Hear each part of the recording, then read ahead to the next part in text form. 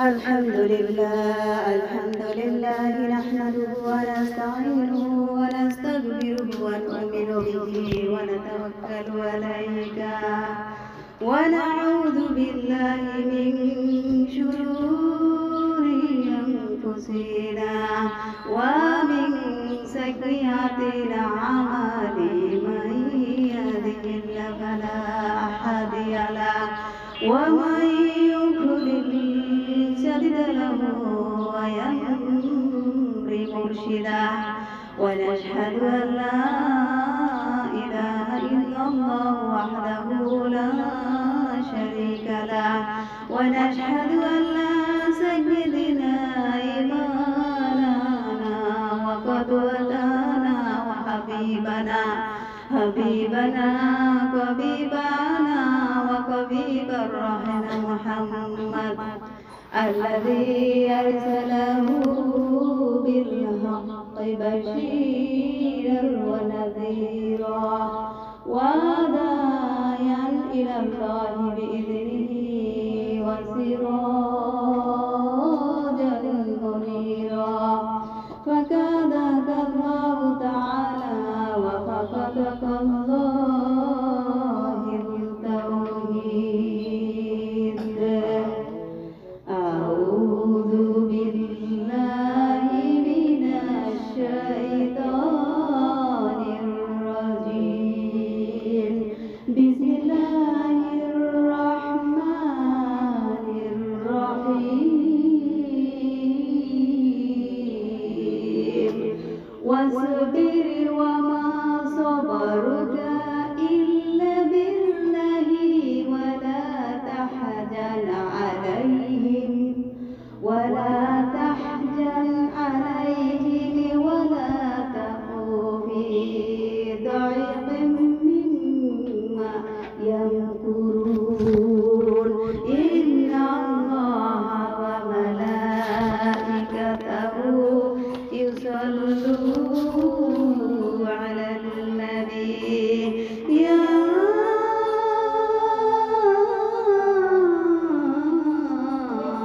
أيها الذين آمنوا صلوا عليه وسلموا تسليما. اللهم صل على محمد وعلى آل محمد كما صليت على إبراهيم. এই দুনিয়া পহরে থাকবে, আমরা একদিন থাকব না।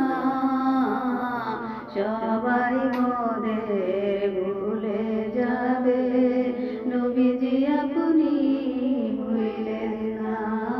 আল্লাহুম্মা সাল্লি আলা সাইয়্যিদিনা মাওলানা মুহাম্মদ ওয়া আলা আলি সাইয়্যিদিনা মাওলানা মুহাম্মদ। নবী গো আপনার ভালোবাসা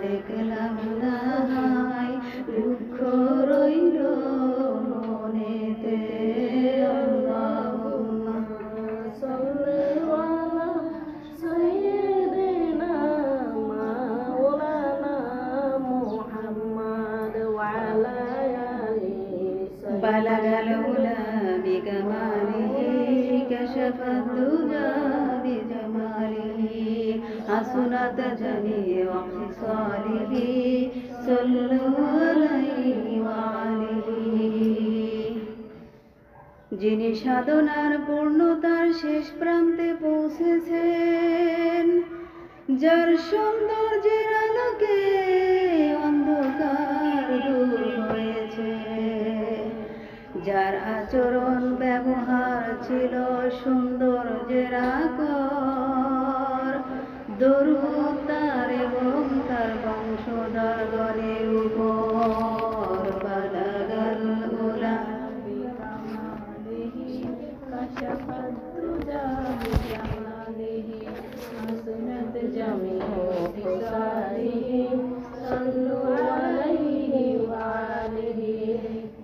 মুসিবতে না পাই যদি মুসিবতে না পাই যদি করুণা তোমার কবরে হাসরে কি হবে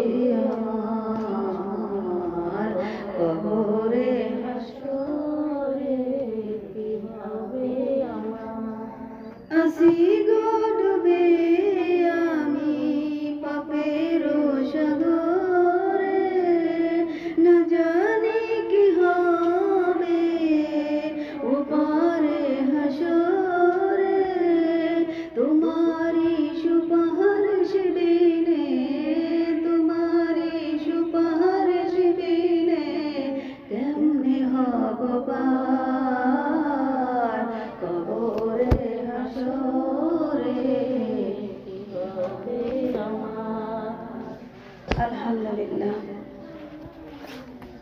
আমার বোন রুমি কথা বলল প্রথমে মহিলাদেরকে নিয়ে যে দূর আমি কিছুই জানি না কি আর হবে আমি জানি না আমার ছেলের আমি কি শেখাবো আমার মেয়েকে আমি কি শেখাবো তাই তো আপনার টপিক ছিল এটা না আমি কিচ্ছু জানি না আমি আমার ছেলে মেয়েকে কি শেখাবো উনি এটা বলল এখন আপনি জানেন না সেটা ছিল আপনার পরিস্থিতি আপনি আপনার আল্লাহকে ব্যাখ্যা করবেন এখন আপনার ব্যাখ্যাটাকে আরো সূচনামূলক আরো বড় অধ্যায় টেনে দেওয়ার জন্যই আল্লাহ আপনাকে মা বানিয়েছেন এই জন্য আপনার সন্তানের হিসাবটাও আপনার থেকে নেবে আপনারটা তো নেবেই আপনার সন্তানেরটাও নেবে দিতে পারবো তো ইনশাল্লাহ পারবো অন্তত এতটুকু শিক্ষা দেন যে এই পৃথিবীর বুকে আল্লাহ ছাড়া কারো কাছে মাথা নত করা যাবে না যাবে যাবে না আপনি হক আর বাতিল এই দুইটার সাথে পরিচয় করে দিবেন আপনি মা আপনার কথা কোরআনে সবচেয়ে বেশি এসেছে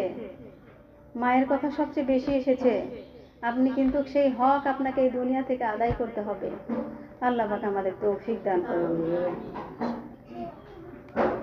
আর ভাবি বলল জিলভাব জিলভাব এই চ্যাপ্টার থেকে অনেকগুলো কথা এসেছে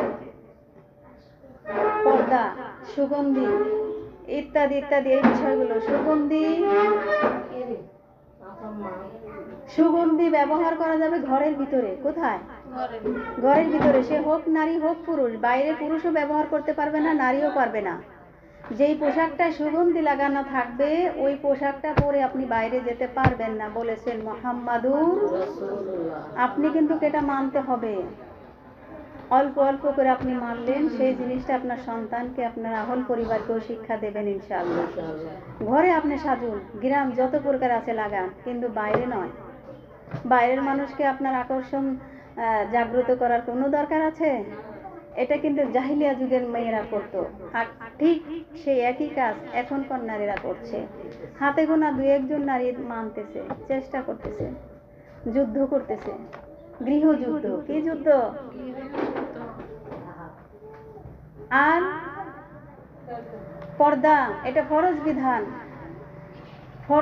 এটা এই ফরজ বিধানের জন্য আপনি যে মায়ের পেটে আপনি জন্ম নিয়েছেন স্বামী তো পরে আসলো তাই না যে মার পেটে জন্ম নিয়েছেন সে মাও যদি নিষেধ করে শোনা যাবে না ইসলাম বিরোধী কোনো কথা মা বাবার কারোটাই মানা যাবে না আগে আল্লাহকে ওইখানে প্রায়োরিটি দিতে হবে কাকে আল্লাহকে ভাবির যেই আলোচনা ছিল টপিকস ফরজ বিধান, পর্দা, সুগন্ধি এবং চুল কাটা। নবীজি 3 আইটেমে চুল কাটতেন, কিন্তু এখন 3 আইটেমের মাধ্যমে মানে ইত্যাদি ইত্যাদি বহুত আইটেম বের হয়ে গেছে। বলবেন এটা তো মানুষেরই বুদ্ধি, তুমি তোমার বুদ্ধির কারণে ধরা খাবা। বুদ্ধি কোথায় কোথায় খাটাইতে কইলো আর তুমি কোথায় খাটাইলা। এবার তাসলিম আপা বলেছে হলো দাওয়াতের বিষয়, মেহনত। আপনি কতদূর মেহনত করেছেন, কারণ এই দাওয়াতের বিষয়টা শুধুমাত্র যারা পড়াশোনা করছে বা যারা ভালো পজিশনে আছে তারাই করবে, এটা কোরআনের হাদিসের নির্দেশ নয়। বাল্লিগু আন্নি ওয়ালাউ আয়া, আল্লাহর নবী বলেছে এই যে বাল্লিগু, এই আয়াতটার মধ্যে একেবারে হিন্দু, মুসলিম, বৌদ্ধ, খ্রিস্টান সবাই আছে। সবাইকে প্রচার করতে হবে আল্লাহর আয়াত এবং নবীর হাদিস। কার আয়াত? নবীর হাদিস। এইগুলো শুধু রহিমার কাজ না, এগুলো শুধু রুমির কাজ না, আমার ওস্তাদদের কাজ না, এটা সবার কাজ। সবাই উৎসাহ দিতে হবে। একজন এইভাবে পারতেছে, শোনা কথা বলতেছে, হ্যাঁ ঠিকই তো বলছে, মাশাআল্লাহ, উৎসাহ দিবেন। সবাই দিনের জন্য মেহনত করবেন, এটা আপনার সর্বোচ্চ দামি চাকরি। আর এই চাকরির বেলা শেষে বেতন আপনাকে নিতেই হবে, তার নাম জান্নাত। আমি সেখান থেকে বলবো, গোরাফ একটা শব্দ পেয়েছি আমি পড়ার মধ্যে।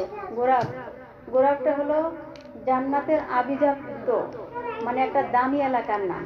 গোরাফটা কি? আভিজাত্য বুঝেন, এই দুনিয়াতে অনেক বড় লোক আছে। আমরা যে সোফায় বসি, ওরা কি একই সোফায় বসে? ওরা যেখান দিয়ে হাঁটে, ওরা হাঁটলেও পারতল দিয়ে মনে দামি দামি স্প্রে থাকে আশেপাশ দিয়ে, তো বলা বাহুল্য। তো এরকম, এটা তো দুনিয়ার বিষয়। আমার আল্লাহ পাক বলেছে আখিরাত জীবনেও একটা আভিজাত্য এলাকা আছে, তার নাম গোরাফ। কি নাম শুনছেন আগে কখনো? শুনেন না, এখন শুনতে হলে তাহলে মনোযোগ দিতে হবে। তাসলিমা আপার কথা যেটা দাওয়াত, আপনাকে মেহনত করতে হবে এই গোরাফে পৌঁছানোর জন্য। এই গোরাফে যাওয়ার জন্য মেহনত করার দরকার আছে না নাই? কেউ আসতেছেন, আপনি একবার বললেন, দুইবার বললেন, 3 বার বললেন, কারণ হেদায়েত দেওয়ার মালিক আপনি না, আপনি দাওয়াত করবেন। আপনার চেষ্টা, আপনার আন্তরিকতার উপরে আমার আল্লাহ আসমান থেকে তার উপরে সালামান বর্ষণ করবেন। আপনি চেষ্টা করতেছেন কিনা? চেষ্টা করবেন তো? যেমন আমাদের লোকমানের মা বাবা একজনকে নিয়ে আসছে, আলহামদুলিল্লাহ। আমরা সবাই করব কেমন? এবং সবাই সবার বাড়িতে একটু কোরআন হাদিসের পরিচর্যা করতে হবে, একটু কোরআন হাদিসের চর্চা করতে হবে। চর্চাটা কেমন? আপনি যা জানলেন আপনার পরিবারকে সেই অতটুকু না পারলেন, একটু তো পারবেন, সেটা বলেন। এরপর আপনি মাঝে মাঝে আপনি আসছেন, আমাদেরকেও ডাকেন, যতটুকু জানি সেটা বলি। যারা আসছে না তারা আপনার বাসায় আসবে তো, নাকি? কথা বলতেছে, শুনো না। যারা আসতেছেন আপনি ডাকতেছেন, আপনার বাসায় তো সে আসে, তাহলে আপনার বাসায় কেন আপনি বুদ্ধি খাটায় ডাকছেন না?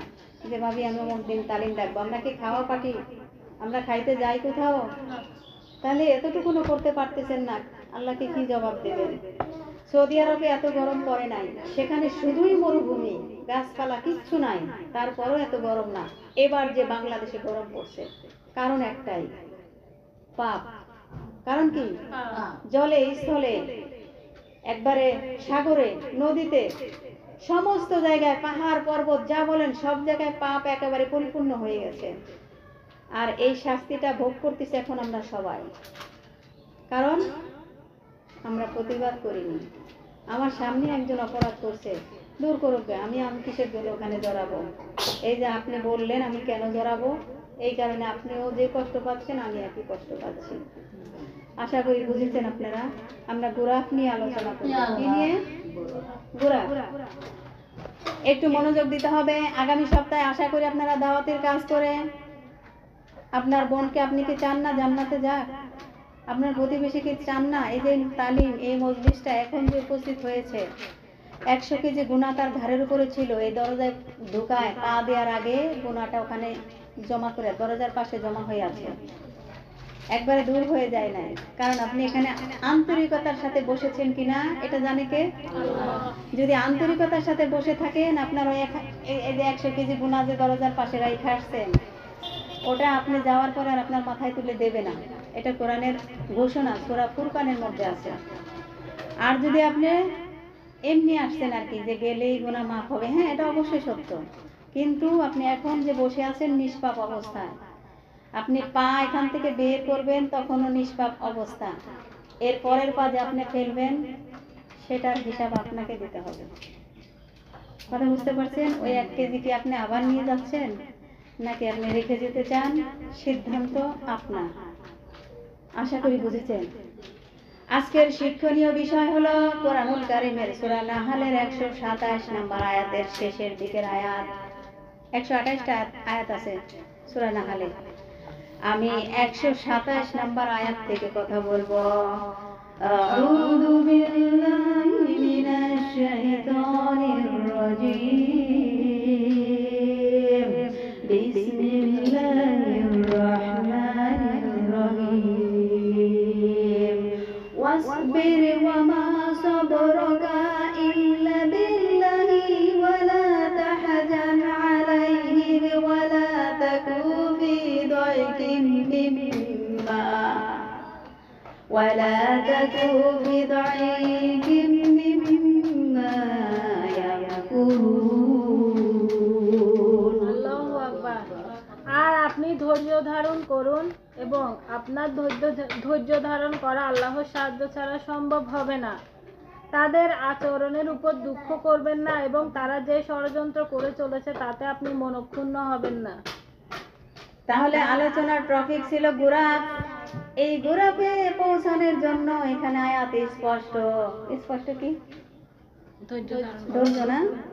গুরাফে পৌঁছানোর জন্য আল্লাহর নবী বলেছেন, যারা সবর অবলম্বন করলো তারা আলোর মধ্যে পৌঁছিয়ে গেল।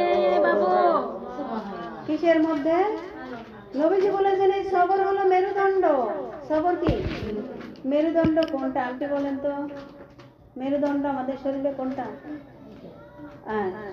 এই মেরুদণ্ডের হাড় থেকে শাখা প্রশাখা শরীরে ছড়িয়ে গেছে।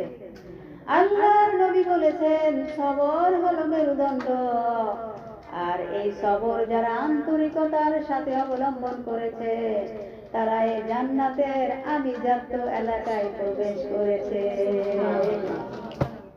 আমরা সবাই শুনে বলি সুবহানাল্লাহ, কিন্তু সবর কিন্তু আমাদের নাই।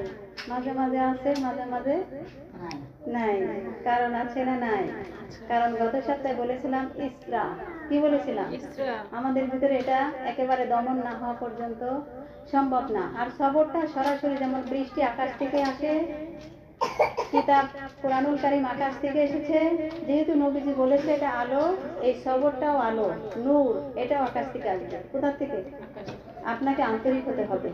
কি হতে হবে? একটু মিশে মিশে বসলে আপনি বুঝবেন, নাকি ফাঁকা ফাঁকা হয়ে বসলে ভালো হয়? মজলিসের নিয়ম মিশিয়ে বসা। আমার বলেন আল্লাহ পাক বলেন ওয়াসবির ওয়া মা সাবারুকা ইল্লা বিল্লাহ। আল্লাহ পাক বলেন হে আল্লাহর রাসূল আপনি ধৈর্য ধারণ করুন। কাকে বলেছেন? নবীকে বলেছে। নবীর বিষয় আপনি কত দূর জানেন? নবীজির জীবনী, আমাদের নবীজির জীবনী আপনি কি পরিপূর্ণ করেছেন? পড়েছেন কেউ পরিপূর্ণ? নবীজির জীবনী কেউ পরিপূর্ণ করেছেন? আমি এর আগে নবীজির টোটাল জীবনী নিয়ে আলোচনা করেছি, সেইটাই সম্ভবত শুনেছেন, ঠিক না? আমার আল্লাহ পাক তার রাসূলকে ঘোষণা দিলেন, নির্দেশ করলেন, ও রাসূল আপনিও ধৈর্য অবলম্বন করুন। এবার আমাদের কি অবস্থা? ওয়াসবির এর পরের যে বাক্যটি রয়েছে ওই শব্দটা আজকে বিশ্লেষণ করব ইনশাআল্লাহ। ওয়াসবিরের পরের বাক্যটা ওয়া মা সাবারুকা ইল্লা বিল্লাহ। আপনার সবর কোথায় থেকে আসবে? প্রশ্ন, সবর কোথায় থেকে আসবে? ইল্লা বিল্লাহ। কার থেকে? আল্লাহ থেকে আসবে। একমাত্র আল্লাহর কাছ থেকে সবর আসবে। আমার বোনেরা, আয়াতের দ্বিতীয় অংশে যাওয়ার আগে সংক্ষেপে একটা বিষয় পুনরায় আলোচনা করে নেই। সবার একটু মনোযোগ কামনা করছি। সবর, ধৈর্য হলো কোরআনের উল্লেখিত সবচেয়ে আলোচিত চারিত্রিক গুণাবলীর মধ্যে অন্যতম। আমাদের ভিতরে চরিত্র আছে না নাই? এই আলহামদুলিল্লাহ, চরিত্র আছে না নাই? আমরা আয়না দেখার সময় কি বলি?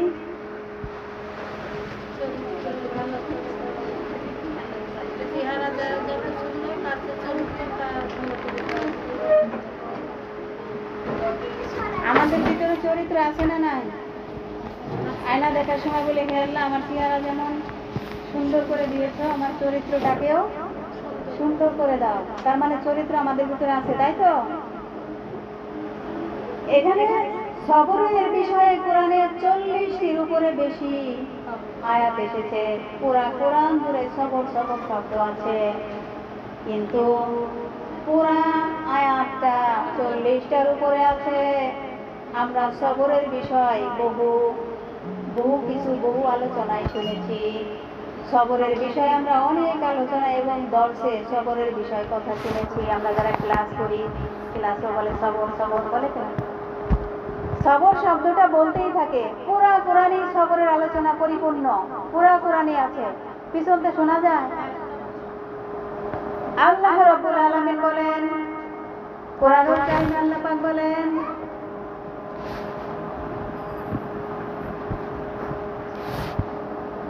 কোরআনুল কারীমে আল্লাহ পাক বলেন,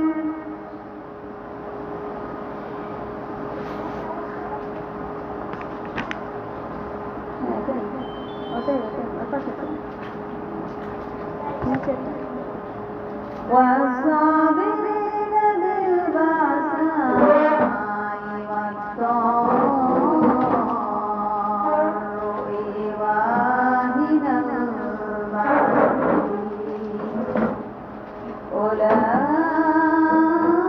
أولئك الذين صدقوا وأولئك هم المتقون।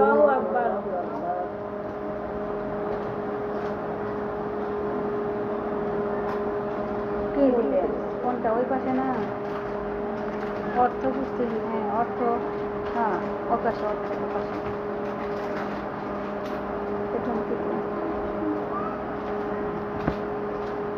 দেখো কষ্ট, অভাব,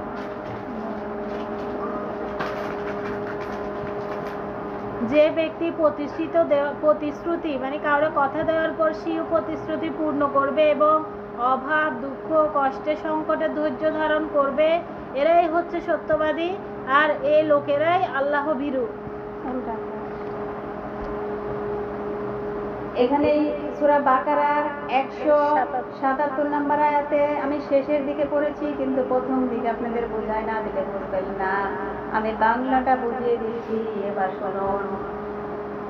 পূর্বমুখী অথবা পশ্চিমমুখী হওয়াতে ধর্মপরায়ণতা নেই। আপনি যেই দিকেই মুখ ঘুরান, মুখ ফিরান, এতে তাকওয়া তৈরি হয় না। সূরা বাকারার এই আয়াতের সেই গুণাবলীর দীর্ঘ তালিকা দেওয়া হয়েছে, অনেক বড়। যে ঈমান আনে আল্লাহর উপরে, কার উপরে? ফেরেশতাদের উপরে, বিচার দিবসের উপরে, নামাজ কায়েম করে, তারা যাকাত প্রদান করে।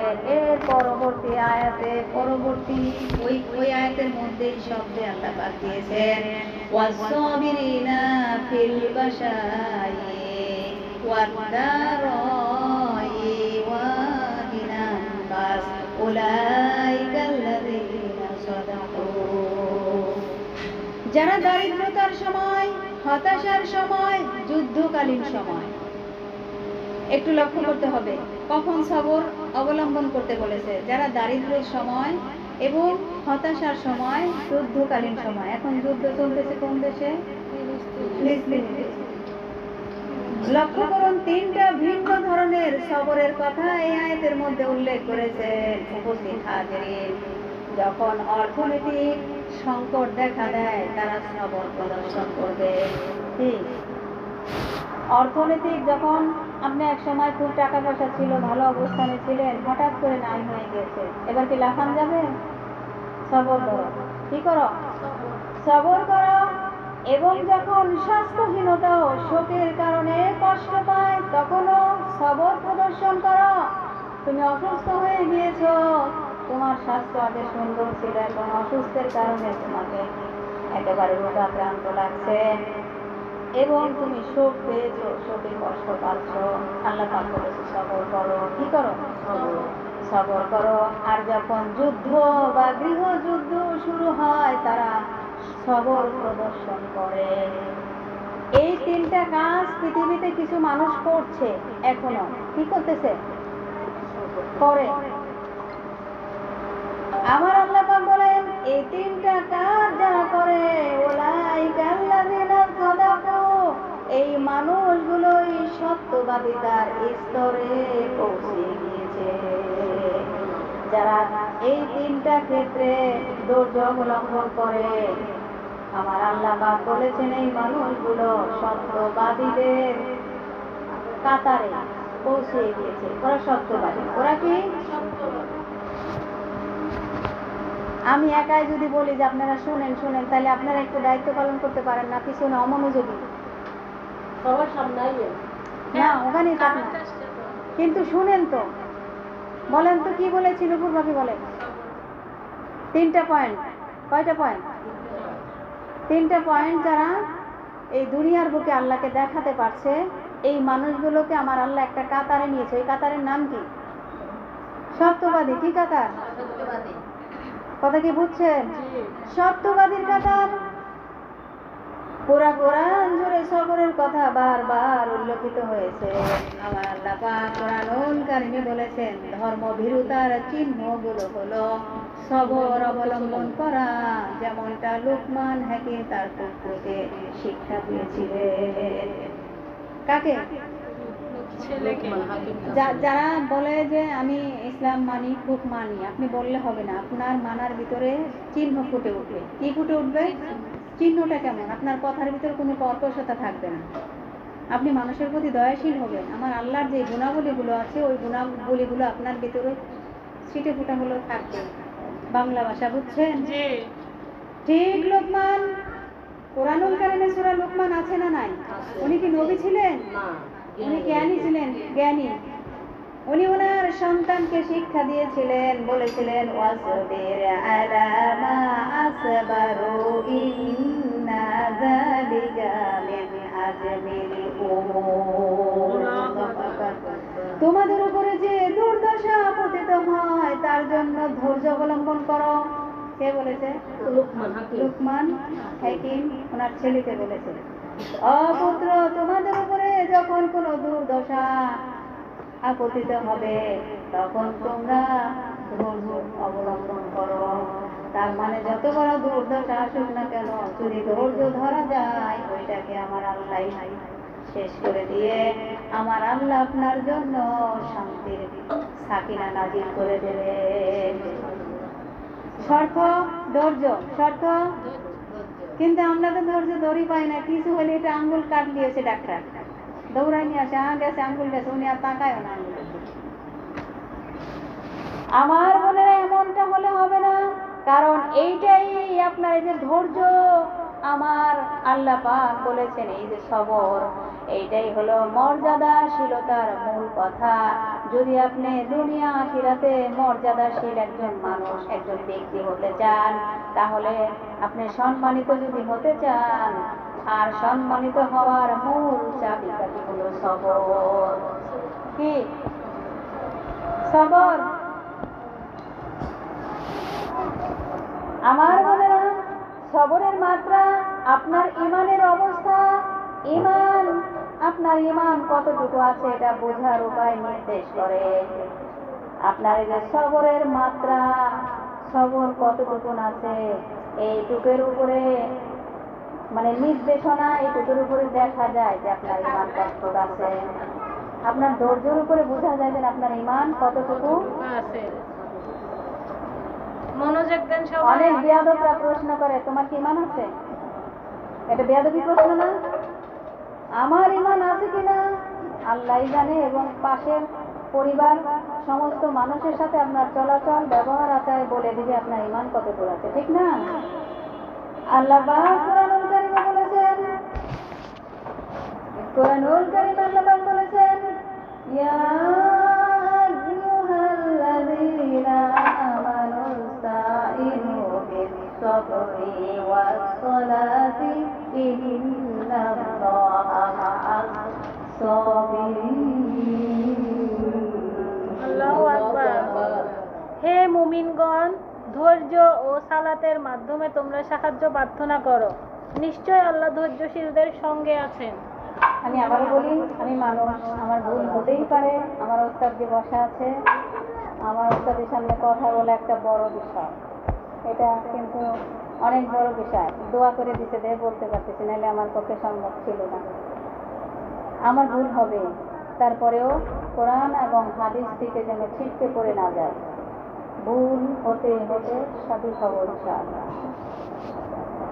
আমার বোনের আল্লাহ পাক বলেছেন, আল্লাহু মা'আস সাবিরিন, আল্লাহ শুধুমাত্র ধৈর্যশীলদের সাথে থাকেন। কার সাথে?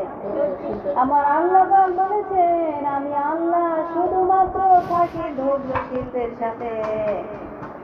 আমার আল্লাহ ধৈর্যশীলদেরকেই ভালোবাসেন। আমার বোনেরা, সর্ব অবস্থায় যারা সবর অবলম্বন করবে তার প্রতিদান পরিমাপ হিসাব ছাড়াই দেওয়া হবে। বলেন সুবহানাল্লাহ। আপনি যে সবর কতটুকু করেছেন এটার একটা পুরস্কার আছে। কে দিবে? আল্লাহ। আবার অনেক মানুষকে দিবে যে, তুই কি জানো আমার যে কবরে কি হবে, তুই কি জানো? যারা কোরআন হাদিস নিয়ে প্রতিনিয়ত ঘাটাঘাটি করে তারা জানে কিছুটা। কেন? কারণ তারা অদৃশ্যকে বিশ্বাস করে। কি? আমি কিছুদিন আগেও বলেছিলাম যে আমাদের সাথে এখন কুরআনুল কারীমে আল্লাহ পাক বলেছে, কিরামান কাতিবিন, দুইজন বিশিষ্ট লেখক আছে। কি আছে? লেখক। এটা কি দেখা যায়? দেখা যায় না। কি করছি? বিশ্বাস করছি না? জি।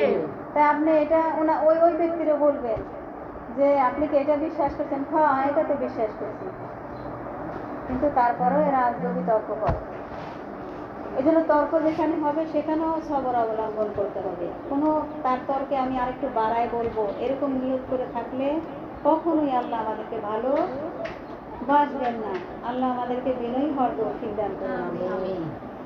আমার বোনেরা, আল্লাহ পাক বলেছেন কোরআনুল কারীমে সূরা জুমারের মধ্যে বলেছেন, قُلْ يَا عِبَادِيَ الَّذِينَ آمَنُوا اتَّقُوا رَبَّكُمْ لِلَّذِينَ أَحْسَنُوا فِي هَذِهِ الدُّنْيَا حَسَنَةٌ وَأَرْضُ اللَّهِ وَاسِعَةٌ إِنَّمَا يُوَفَّى الصَّابِرِينَ أَجْرَهُم بِغَيْرِ الْحِسَابِ। আল্লাহ বলছেন, হে আমার ঈমানদার বান্দারা, তোমরা তোমাদের প্রভুকে ভয় করো। যারা এই দুনিয়ায় সৎ কাজ করে তাদের জন্য কল্যাণ আছে, আর আল্লাহর জমিন প্রশস্ত। ধৈর্য ধারণকারীদেরকে অবশ্যই বিনা হিসেবে তাদের পুরো পুরস্কার দেওয়া হবে। ধৈর্য ধারণকারীদেরকে অবশ্যই বিনা হিসেবে তাদের পুরো পুরস্কার দেওয়া হবে। আমরা সাধারণত যেটা জানি, আমি একটা অক্ষর উচ্চারণ করেছি 10 নাম্বার পাবো, এটাই এতদিন জানছি। আর এটাকে 700 গুণ বাড়ানো হয়। কয়শো গুণ? কিন্তু এটা রমজান মাসে আবার ভিন্নতা। রমজান মাসে ভিন্নতা যদি আপনি একটু মনোযোগ দিয়ে শুনেন, বিশ্বাস করেন আপনি পরিবর্তন হবেন। কারণ এখানে প্রত্যেকটা কথাই চিন্তাশীল। কোরআনের প্রত্যেকটা অক্ষরে লক্ষ লক্ষ কথা লুকিয়ে থাকে। পড়া যখন বের করা হয় মনে হয় যার বাসনা পাগল হয়ে যাবে, এত কথা লুকিয়ে আছে। আমার বোনেরা একটু মনোযোগ দেন। ইন্নামা ইউওয়াফাস সাবিরুনা আজরাহুম বিগাইরি হিসাব। দুনিয়ায় যারা ধৈর্যশীল হবে, কোথায়? দুনিয়া কোথায়? মরণের পরে যেটা, ওটা এখন যেটা আছে না, এটার নাম দুনিয়া। আমার আল্লাহ পাক বলেছেন, দুনিয়ায় যারা ধৈর্যশীল হবে এখানে কি একজনের কথা? যারা বলতে এখানে আমরা অনেকেই আছি, আমরা এখানে অনেকেই কিন্তু আছি। এখানের এই সব মানুষের কথা আল্লাহ বলে নাই, বলেছে যারা এখান থেকে যে ধৈর্যশীল হবে। আবার আর এক এলাকা থেকে আরো 5 জন হবে, যে বা যারা ধৈর্যশীল হবে তাদের প্রতিদান দেওয়া হবে, অবশ্যই প্রতিদান দেওয়া হবে। আমি আল্লাহ বলছি এত প্রতিদান দেব হিসাব ছাড়া। কি ছাড়া? হিসাব ছাড়া। এই বাক্য অংশটুকু নিয়ে আমাদের চিন্তা করা উচিত। বিগয়রিল হিসাব, আমার আল্লাহ পাক বলেছেন হিসাব ছাড়া আমি পুরস্কৃত করব যদি ধৈর্য অবলম্বন করতে পারে। যে কোনো বিষয় আপনি হঠাৎ করে গরম হবেন না, আগে চিন্তা করুন।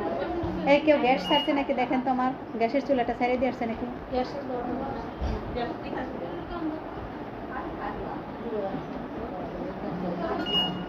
গন্ধ আসছে না অনেক বেশি?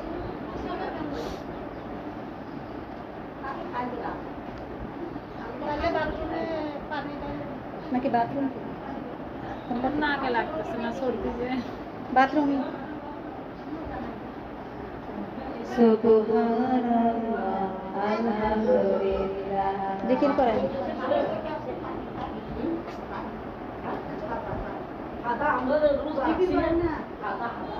সুবহানাল্লাহ, আলহামদুলিল্লাহ, লা ইলাহা ইল্লাল্লাহ।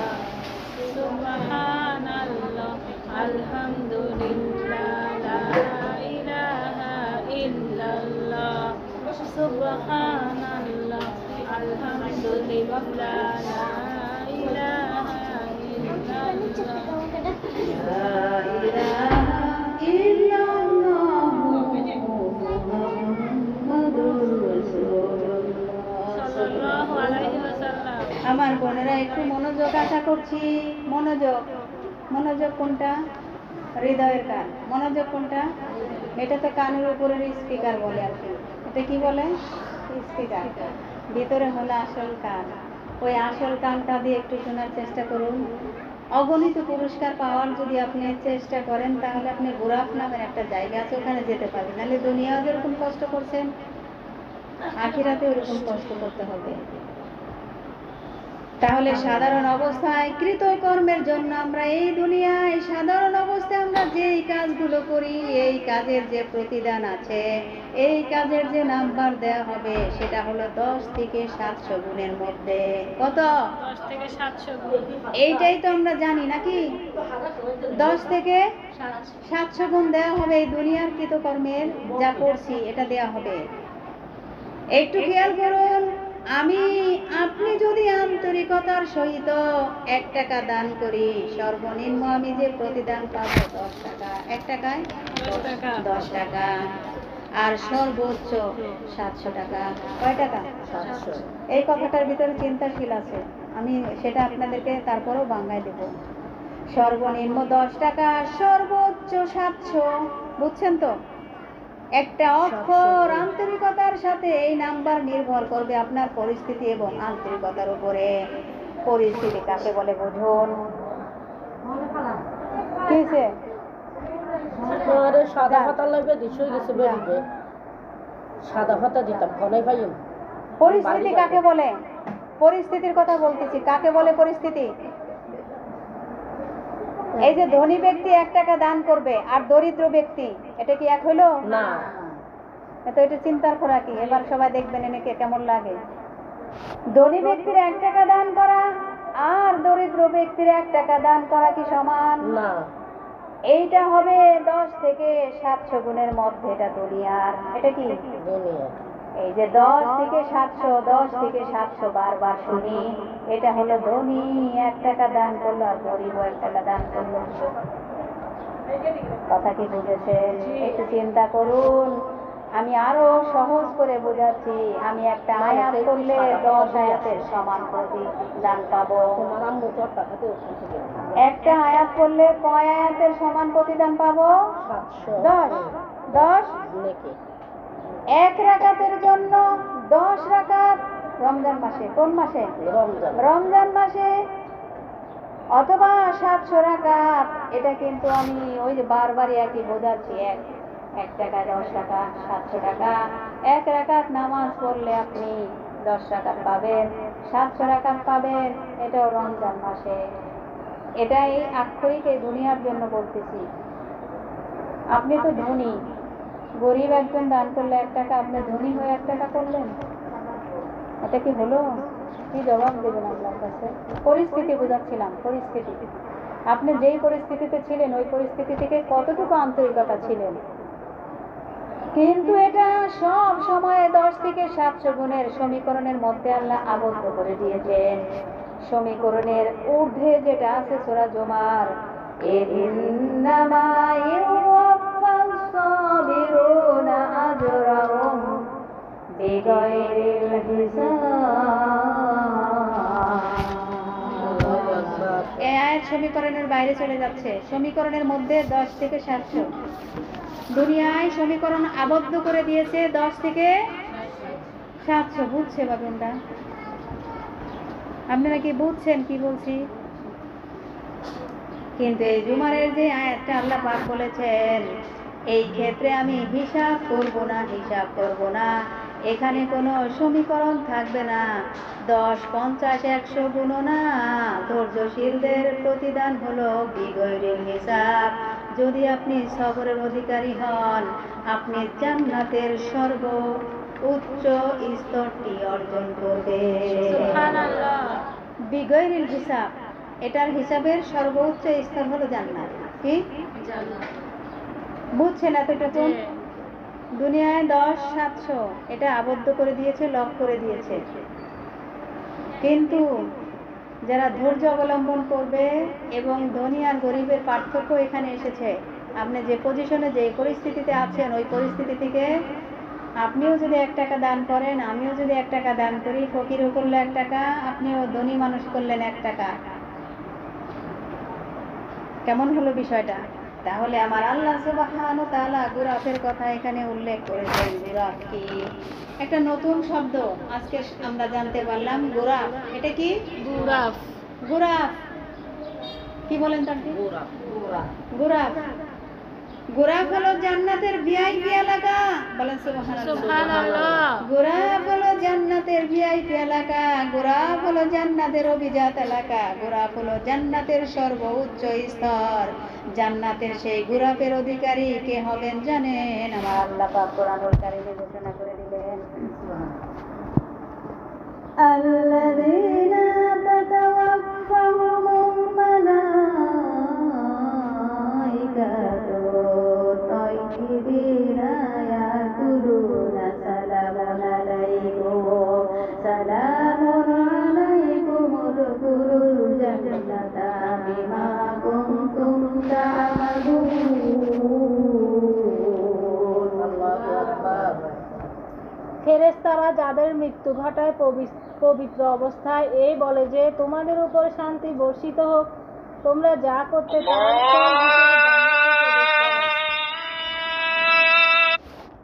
একটু মনোযোগ দেন।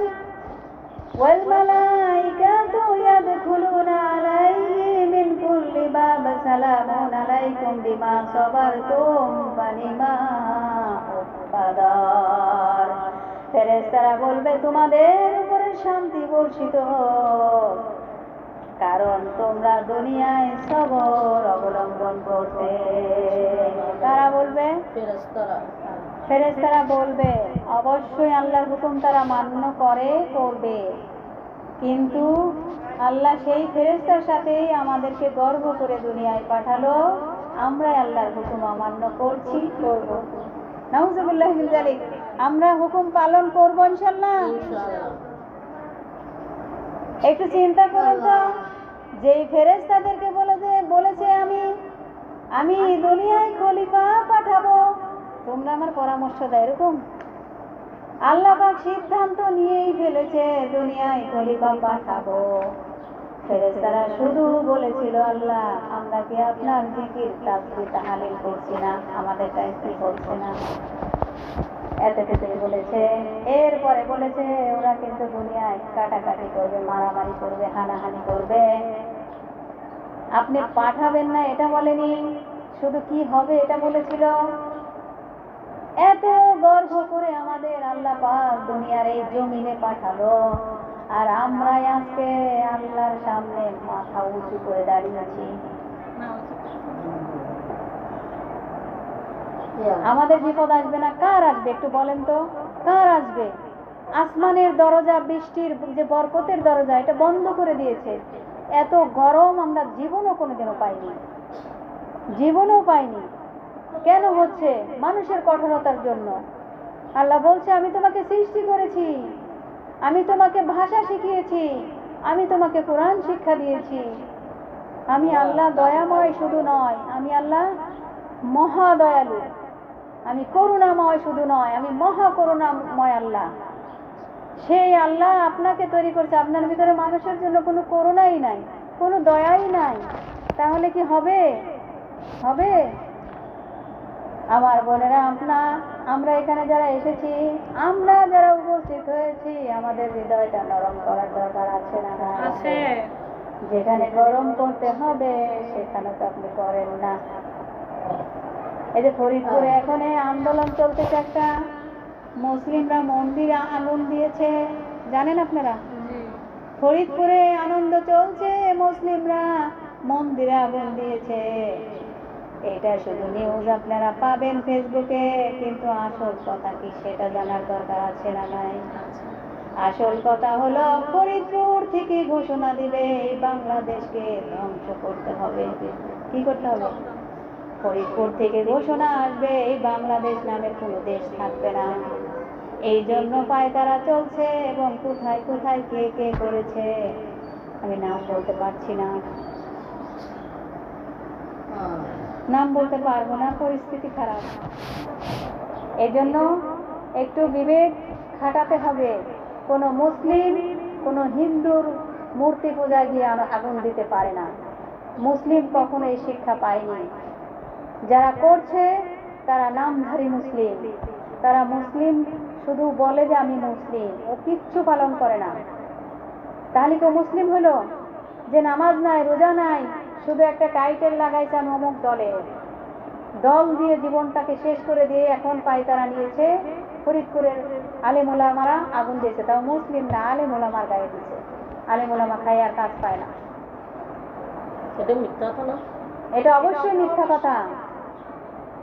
যারা মুসলিম নাম ধারণ করে ক্ষমতার ব্যাসলেট লাগিয়ে যারা মুসলমানদেরকে ধ্বংস করার পায়তারা করছে, আমরা কোরআনুল কারীম থেকে দুর্বল মা বোনরা আল্লাহর দরবারে দরখাস্ত দিচ্ছি, আল্লাহ তুমি এই সত্য উদ্ঘাটন করে জনতার মাঝে দেখার তৌফিক দাও। ইসলাম টিকবে, একজন যদি থাকে একজনকে নিয়ে আল্লাহ বিজয় অর্জন করবে। কিন্তু সমস্যা হলো ফরিদপুর থেকে ঘোষণা দিতে চাচ্ছে বাংলাদেশ নামের কোনো দেশ থাকবে না। এদেশে প্রধানমন্ত্রী হতে চায় কে আপনারা ভালো করেই জানেন, আমার বলার কোনো দরকার নাই। আবার সেই একই দেশে যিনি প্রধানমন্ত্রী হতে চাচ্ছে ওই দেশের আর একজন আছেন, ওনার নাম মমতা ব্যানার্জি। কি নাম? নাম শুনছেন? রাজনৈতিক হয়ে যায় যদিও কথাগুলো। মমতা ব্যানার্জি উনি কিন্তু ভারতের একটা প্রেসিডেন্ট, উনিও ভারতের মানে মুসলিমদেরকে আগলিয়ে রাখছে। উনি হিন্দু কিন্তু মুসলিমদের আগলিয়ে রাখছে। কেন জানেন? কারণ মমতা ব্যানার্জির বাড়ি এই বাংলাদেশে। কোথায়? এই বাংলাদেশে। এই জন্য বাংলাদেশের কোনো ক্ষতি হোক উনি চাচ্ছে না, কিন্তু বাংলাদেশের প্রেসিডেন্ট হোক আর একজন চাচ্ছে। এত কথা বলা যাবে না, বললে সমস্যা। লা ইলাহা ইল্লা আনতা সুবহানাকা ইন্নী কুনতু মিনাজ জালিমিন। এই জন্য মুসলিম কখনোই কারো ক্ষতি করতে পারে না। অন্তত যে সেজদা দেয়, চুরি করে, তারেও যদি কম জেনে করে দাও দিলাম করে একটা মারবে না, এটা আমার বিশ্বাস। যাই হোক, যত ষড়যন্ত্রই হোক না কেন, কারণ সবচেয়ে কৌশল অবলম্বনকারী তার নাম কি? আমার আল্লাহ অবশ্যই কৌশল পাঠিয়ে পাঠিয়ে রেখেছে তার উপরে রেখেছে। আমরা এই কৌশল গুলো দেখার জন্য অস্থির হয়ে বসে আছি। আল্লাহ তুমি আমাদের বাংলাদেশটাকে তুমি রক্ষা করো। তাহলে এখানে সবর যারা অবলম্বন করবে তারা ভিআইপি এলাকা, তারা অভিজাত এলাকায় প্রবেশ করবে, আর এই অভিজাত এলাকার নাম হলো জান্নাত। কি এই জান্নাতের মধ্যেও ভিআইপি আসন আছে না নাই? আছে। সেই আসনটার একটা নাম দিয়েছে গুরাব। কি নাম? গুরাব। গুরাব মানে ভিআইপি এলাকা। এই ভিআইপি এলাকায় যাবে কারা? যারা সবর করেছে, এবং তাদেরকে ফেরেশতারা শান্তির বাণী দেবে, তোমরা তোমাদের উপরে শান্তি বর্ষিত হোক। কেন? তোমরা দুনিয়ায় সবর অবলম্বন করেছিলে। কি অবলম্বন করেছিলে? তাহলে আমরা যারা হতাশার মধ্যে, দুঃখ কষ্টের মধ্যে, হতাশা দুঃখ কষ্ট সবার জীবনে আছে, সবার জীবনে আছে। এই হতাশা দুঃখ যত যন্ত্রণা, যত হৃদয়ে রক্তক্ষরণ হোক, এটা সবারই আছে, কিন্তু সবর অবলম্বন করতে হবে।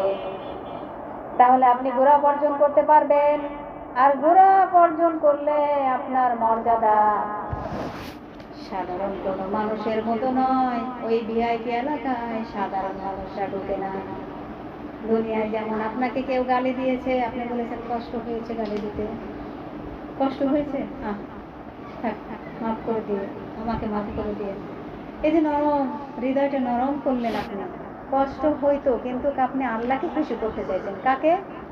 আল্লাহকে খুশি করতে চাইলেন, এই জন্য আপনার জায়গাটা গোরাফের মধ্যে হবে। আল্লাহ পাক আমাদেরকে মেহেরবানি করে তোমার ওই গোরাফের ভিআইপি এলাকায় জায়গা করে দিও। আপনি যদি এই দুনিয়ার দিকে লক্ষ্য করেন, দেখবেন এই পৃথিবীর নেতৃত্বের সর্বোচ্চ অবস্থানটি তাদেরকেই দেওয়া হয় যারা সবর অবলম্বন করে। এই দুনিয়াতেও তারা দায়িত্ব পায় সর্বোচ্চ। যারা এই দুনিয়ায় ধৈর্য ধরে তারা ভালো ভালো দায়িত্ব পায়। পায় কি পায় না? আমার আল্লাহ পাক সূরা সাজদার মধ্যে বলেছেন, 26 নম্বর 24 ফাইয়াসবিরু ফান্নারু মাসওয়াল্লাহুম আইয়াসতাআতিবু ফামা হুম মিনাল মুক্তাবিন। অতঃপর যদি তারা কষ্ট সহ্য করে ধৈর্য ধারণ করে, তবুও জাহান্নামের আগুনই হবে তাদের আবাসস্থল। আর যদি তারা আল্লাহর অনুগ্রহ পেতে চায়, তাহলে তারা অনুগ্রহ প্রাপ্তদের অন্তর্ভুক্ত হবে না। আল্লাহ পাক বলেন, জাআলনা মিনহুম আইয়াম্মাতান বিমা সাবারু, আমি আল্লাহ তাদের মধ্য থেকে নেতা বানিয়েছি। কোনটা দিয়েছেন? আমি আল্লাহ তাদের মধ্য থেকে নেতা বানিয়েছি যখন তারা ধৈর্য অবলম্বন করেছিল। দুনিয়ায়ও যারা ধৈর্য অবলম্বন করে, আল্লাহ তাদেরকে নেতা বানায়। কি বানায়? এবার নেতা 1 কোটি মানুষের মধ্যেই হতে হবে বিষয়টা তা নয়। আপনার পরিবার, আমার পরিবারের মধ্যে আপনি যে ধৈর্য অবলম্বন করেছিলেন, দেখবেন আপনার সন্তান, আপনার স্বামী, আপনার পরিবারের প্রত্যেকটা সদস্য আপনার প্রত্যেকটা কথাই মেনে চলে।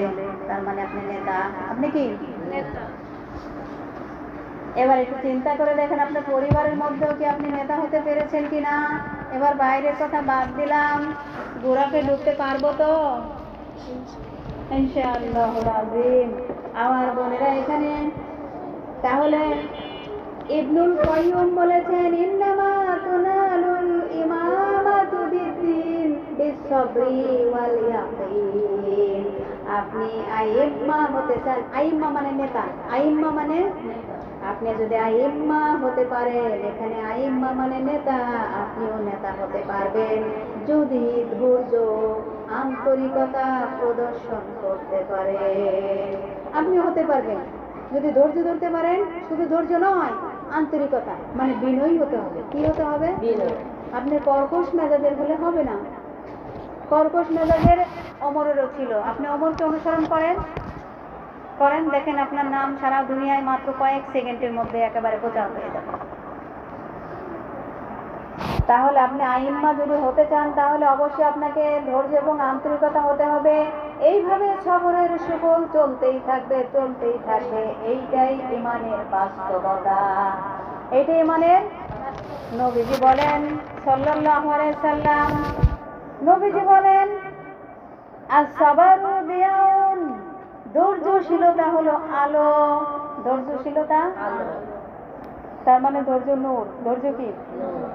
আমাদের ভিতরে যে হেদায়েত জন্মগতভাবে আমি সূরা হিজরের শেষের দিকে পেয়েছি যে আমি একটা আয়াত বারবার তেলাওয়াত করাই, সেটা হলো সূরা ফাতিহা। মানুষ জন্মগতভাবেই সূরা ফাতিহাটা পড়তে পারে। বুঝছেন আমি কি বোঝাতে চাচ্ছি? এই যে পড়তে পারে, এটা হেদায়েত। এটা কি? এটা হলো হেদায়েত। আর এই হেদায়েতটা হলো নূর। হেদায়েত কি? নূর। আপনাকে বিশ্বাস করতে হবে। কি করতে হবে? বিশ্বাস করতে হবে। মারিয়ামে নাসিক করে বলে। নবীজি বলেছেন ধৈর্যশীলতা হলো আলো। নবীজি বলেন ধৈর্যশীলতা হলো মেরুদণ্ড। এই পর্যন্ত আমরা অনেকেই কিছু এখন পর্যন্ত অনেক কিছু জানছি, এগুলো বাইরের বাচ্চাগুলো না একটু ইয়ে করতে হয়, চুপ চুপ করে বুঝাইতে হয়। কি বলতাম, নবীজি কি বলছে বলেন না? নবী কি বলছে? ধৈর্য কি? নূর। মেরুদণ্ড। কে বলেছে? মেরুদণ্ড ঠিক না থাকলে শরীর ভালো থাকবে? আমার বোনেরা, তাহলে এবার সবর কি? আসলে সবরটা কি এটা বোঝানোর চেষ্টা করি একটু। আপনার উপরে যখন কোনো দুর্যোগ আপতিত হয়, আপনার জিহ্বা অঙ্গগুলো এমন ভাবে নিয়ন্ত্রণ রাখেন যা আল্লাহর দৃষ্টিতে মানানসই। আল্লাহর দৃষ্টিতে আপনার যত বিপদ আসুক, যত কষ্ট আসুক, যন্ত্রণা আসুক, এই জিহ্বা নিয়ন্ত্রণ করেন। কি?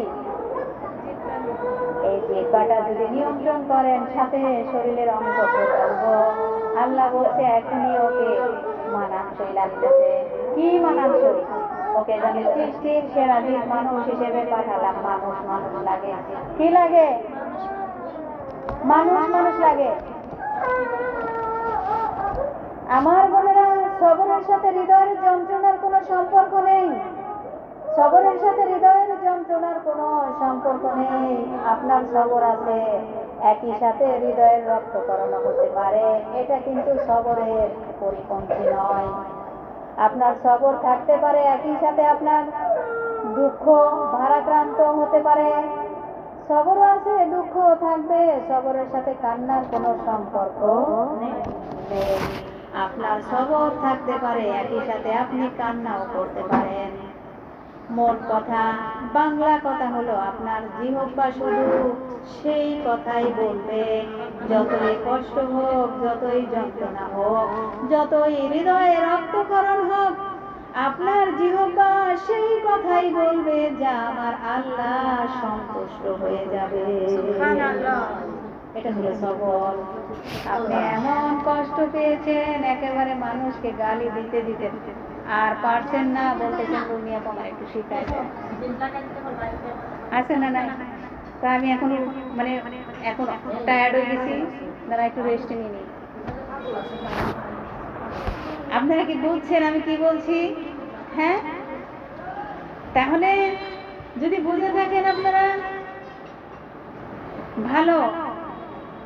এখন আপনি যত কষ্টই হোক, যত যন্ত্রণাই হোক, যত পরিমাণ আপনি অত্যাচারিত হন না কেন, আপনাকে আল্লাহ যে জিহ্বা দিয়েছে, এই জিহ্বা কি কখনো অসুস্থ হয়েছে? দেখেছেন? হয়েছে? এটাও আল্লাহ একটা নিয়ামত দিয়েছে। আপনার এই জিহ্বা কখনোই অসুস্থ হয়নি। আল্লাহ পাক বলেছেন তোমার এই জিহ্বা ঠিক রাখো, সেই সাথে শরীরের অঙ্গভঙ্গি কি? রাগ উঠলে বা দিয়েছি কিন্তু একটা কি একটা ভাব মানুষের ভিতরে চলে আসে, ওই ভাবটাকে আল্লাহ ফেলে দিতে বলেছে। অঙ্গভঙ্গি স্থির স্থির শীতল রাখো, জিহ্বা নিয়ন্ত্রণে রাখো, আর এইটাই তোমাকে মানুষ মানুষ লাগবে। এটাই কি লাগবে? আমরা কি মানুষ না? কিন্তু আমরা কিন্তু রাগ উঠলে মানুষ থাকি না, এক একটা এক এক রকম হয়ে যায় আর কি। আল্লাহ আমাদেরকে মাফ করো। আপনি এমন কিছু করবেন না আমার বোনেরা, আপনি এমন কিছু করবেন না যা যথাযথ না, মানানসই না, যা শরীয়তের বিরুদ্ধে চলে যায়।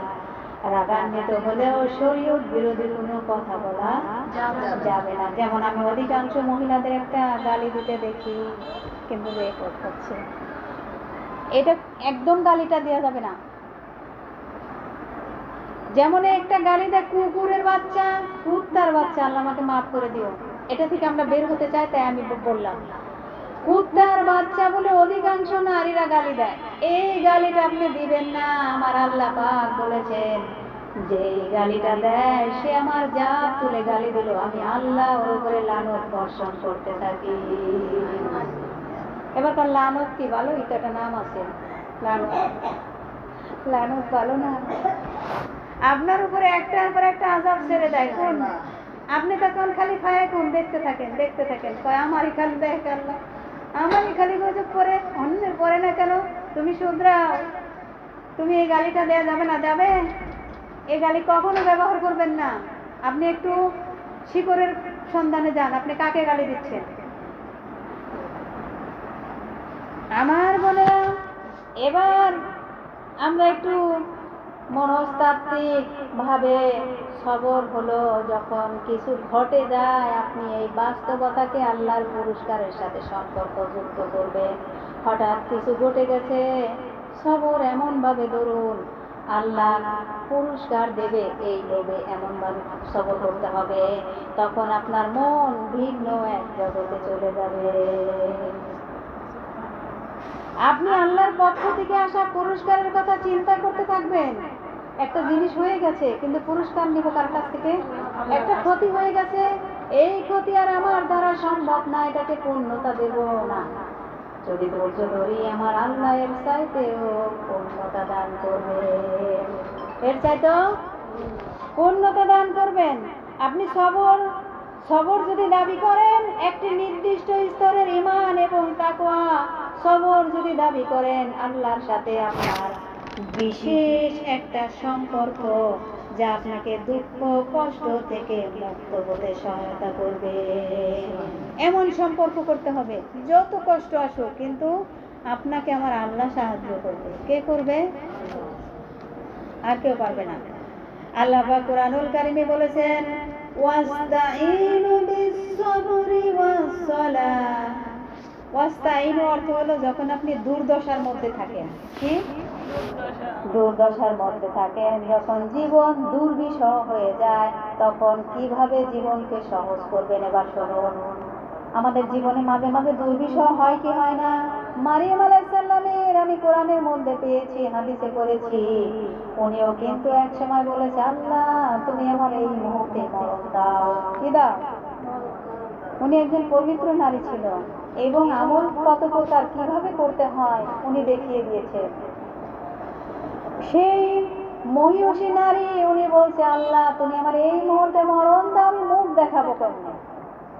আমার এই মুখ আমি কেমনে দেখাবো? ঠিক আমাদের জীবনেও ভিন্ন ভিন্ন ভাবে বিপর্যয়গুলো, দুর্দশাগুলো এসে আমাদের জীবনটা ওই একই রকম দুর্বিষহ, মানে আমাকে মরণ দাও, এমন পরিস্থিতি তৈরি হয় আমাদের জীবনেও। এটা থেকে আমরা জীবনকে কিভাবে সহজ করবো এবার শুনুন। ওয়াস্তাঈনু বিস-সাবরি ওয়াস-সালাহ, সালাতের নামাজ, সালাত মানে নামাজ, নামাজের মাধ্যমে আপনি প্রশান্তি খুঁজে পাবেন। পাঁচার একটা উপায়, কয়টা? সালাত, কয়টা? আপনি সালাত আদায় করুন, নামাজ পড়ুন, নামাজের মধ্যে প্রশান্তি খুঁজে পাবেন। সবর ও সালাতের মাধ্যমে কি হয় জানেন? কঠিন সময় আপনি পার করতেছিলেন, আমার আল্লাহ ওই কঠিন সময়টা সহজ করে দেন। আমার বোনেরা, আমাদের সবার দুঃখ কষ্ট আছে, আমাদের সবার মধ্যে এমনকি দুঃখ কষ্ট রয়েছে যেগুলো হৃদয়ের দুশ্চিন্তা নিয়ে আসে। অনেকে হার্ট অ্যাটাক করে, ব্রেন স্ট্রোক করে, কত কিছু করে ফেলে, এটা সবার মধ্যে আছে। আমরা সবাই অন্তর্নিহিত যন্ত্রণায় ভুগে থাকি। কিভাবে আমরা সেই যন্ত্রণা থেকে বের হব? ওয়াস্তাঈনু বিস-সাবরি ওয়াস-সালাহ, একটাই কথা, আশা করি আপনারা বুঝেছেন।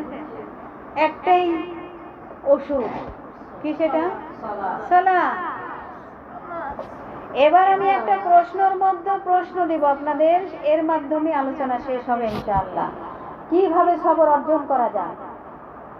আমি কিন্তু বলেই দিছি অলরেডি। প্রশ্ন, কিভাবে সবর অর্জন করা যাবে সালাতের মাধ্যমে। যখন কোনো দুর্যোগ নেমে আসে আমরা তো প্রস্তুত থাকি না থাকি। এই যে গরম আসবে, যদি প্রস্তুত থাকতাম ভিক্ষা করে হলো এসি কিনতাম। কি করে? ভিক্ষা বৃত্তিতে বেশি লাভ। ভিক্ষা করেও অনেকে এসি কিনে রাখতো, কিন্তু আমরা তো জানি না, জানতাম। এই জন্য দুর্যোগ নেমে আসবে আমরা প্রস্তুত থাকি না। মনে করেন আপনার এক আত্মীয় হঠাৎ মারা গেল, আপনার ধারণাই ছিল না যে এমনটা ঘটবে। আমি আপনাকে সান্ত্বনা দিচ্ছি, আপনার সাথে কথা বলছিলাম, আর আপনি বলছেন আমি কখনোই আশা করি নাই যে এমন কিছু ঘটে যাবে। আমি এই মুহূর্তের জন্য, এই মুহূর্তে মারা গেল, এই মৃত্যুর জন্য প্রস্তুত ছিলাম না। বলি না আমরা এরকম? প্রস্তুত ছিলাম না। এটা আমার কাঙ্ক্ষিত, এটার উপর কিভাবে সবর করব? আমি এটার উপর কাঙ্ক্ষিত সবর করতে পারছি না। তো আক্ষরিক ভাবে আপনি এই কথাগুলো বলবেন, এটাই বলি আমরা।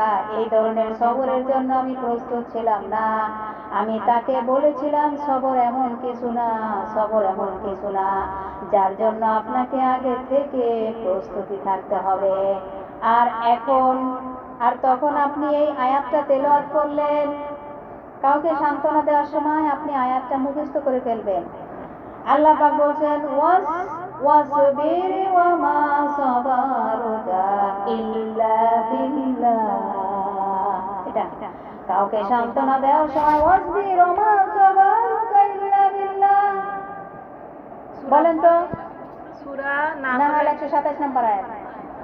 ওয়াসবির বলেন, ওয়াসবির ওয়াসবির ওয়া মা সাবারুকা ইল্লা বিল্লাহ।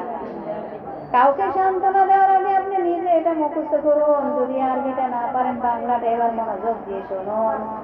সবর আগে থেকে ধরতে হবে, বিষয়টা তা নয়। এই সবরটা আসে কোথায় থেকে জানেন? এই যে সবর আসে সরাসরি আল্লাহ সুবহানাহু ওয়া তাআলা থেকে। ইল্লা বিল্লাহ লাগতে শব্দ আছে না? ইল্লা বিল্লাহ। আপনি এই সবরের কথাগুলো বলুন। আপনার কথাগুলো বলার মাধ্যমে তার ভিতরে উপর থেকে আপনার সবর ধরে দেবে। যখনই সবরের প্রয়োজন হবে আমার বোনেরা, আমার আপনার করণীয় হলো এই সবর গ্রহণ করার জন্য আমার আপনার শুধুমাত্র আল্লাহর মুখাপেক্ষী হতে হবে। কার মুখাপেক্ষী? তাছাড়া কখনোই সবর ধরা সম্ভব হবে না। আর তখন আপনাকে আমার আল্লাহ সেই সবরই দান করবেন। সবর বিষয়ে চমৎকার একটি হাদিস বলে শেষ করে দিচ্ছি। হাদিসটি বুখারী এবং মুসলিম শরীফের মধ্যে এসেছে। আল্লাহর নবী বলেন, ওয়া মান ইয়াতাসাব্বার ইউসবির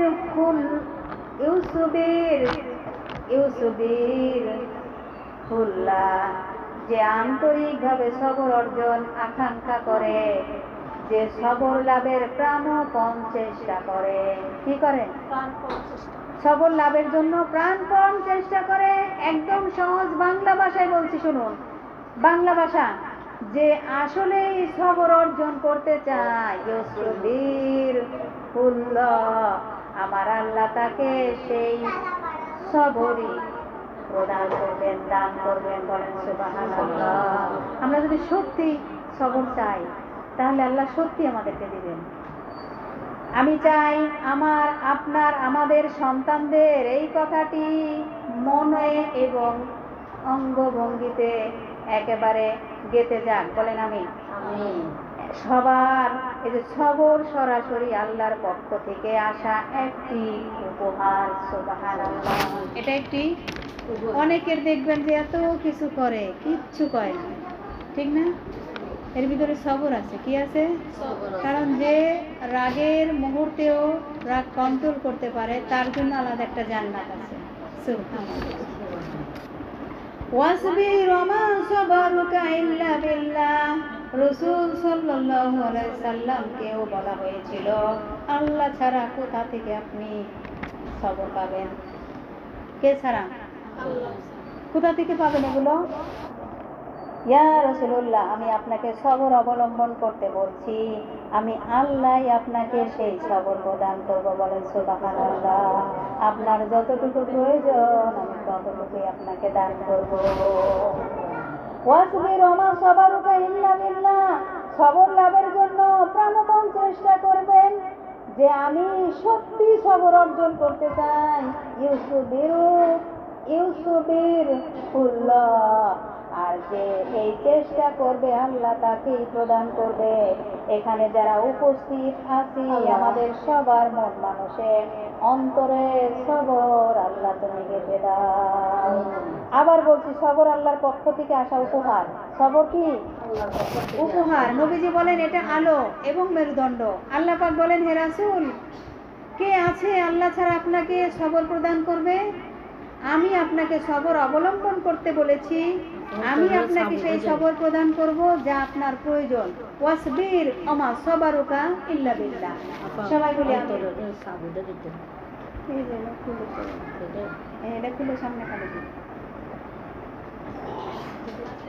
আলহামদুলিল্লাহি রাব্বিল আলামিন, ওয়াসসালাতু ওয়াসসালামু আলা সাইয়্যিদিল মুরসালিন। রব্বানা আতিনা ফিদ দুনিয়া হাসানাতাও ওয়া ফিল আখিরাতি হাসানাতাও ওয়া কিনা আযাবান নার। আদখিলনাল জান্নাতা মা'আল আবরার ইয়া আযীজু ইয়া গফফার ইয়া আরহামার রাহিমিন। রব্বিরহামহুমা কামা রাব্বায়ানি সগীরা। রব্বিরহামহুমা কামা রাব্বায়ানি সগীরা। ربنا هب لنا من أزواجنا ذرياتنا قرة أعين واجعلنا للمتقين إماما. ربنا تقبل منا إنك أنت السميع العليم وتب علينا إنك أنت التواب الرحيم. اللهم إنك تحب العفو فاعف عني. اللهم إنك تحب العفو فاعف عني. اللهم أسألك علما نافعا رزقا طيبا وعملا متقبلا. جزاء الله محمدا صلى الله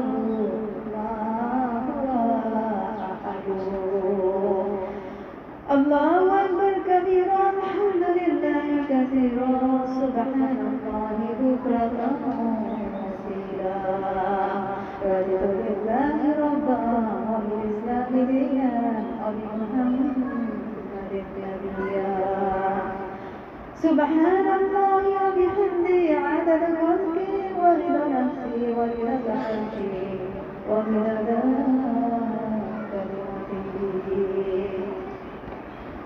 ও দুনিয়ার মালিক, ও আরশের মালিক, জান্নাতের মালিক, জাহান্নামের মালিক, তুমি ছাড়া আমাদের আর কেউ নাই রে মালিক।